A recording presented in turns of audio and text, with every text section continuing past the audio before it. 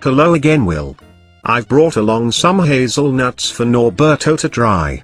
I've also prepared a presentation outlining the Pareto principle. I had some doubts about some of the words to use in the presentation. Thank you for clearing that up for me. No problem. You're welcome. So, anyway, as I was saying, Pareto was born in Paris in 1848. He was a well-known psychologist, socialist and economist. He seemed to be capable of being any one of them. As far as I know, he was also a friend of Mussolini. He studied the distribution of property in Italy and noticed that 80% of the land belonged to 20% of the people. He observed that this was true in many other areas too, such as sales, for example. 20% of your sales account for 80% of your profit margin.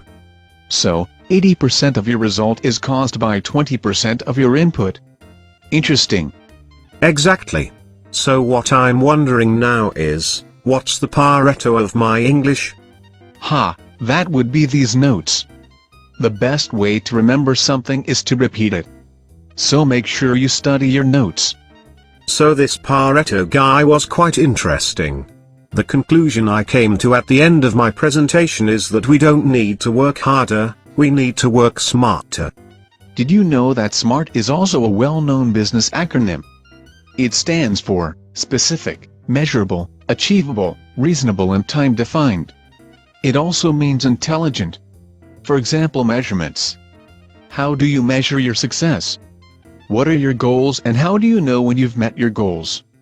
One of our goals at the upcoming fair in Barcelona is to launch a new brand of conventional nuts, as opposed to organic. We have various types: skinned, unskinned, whole, or fried. Okay, bear in mind that the English don't like the word fried. We prefer baked or toasted. It sounds healthier. What market are you targeting? We're targeting the big players. Distributors, supermarkets and department stores. It's a highly competitive market, so we'll have to put a lot of work into it. How are you going to differentiate yourself? Well, our main difference is that we are producers. That is our unique selling point. We're also a local company. We put money back into the economy. That's definitely a competitive advantage. Organic was trendy in England about 15 years ago. Now you are more likely to see a local produce section than an organic section. Yes, I think the local concept is going to grow. For example, did you know that Carrefour are promoting organic foods in their stores in Extremadura in June and July? We haven't actually signed a contract yet, but we probably will soon.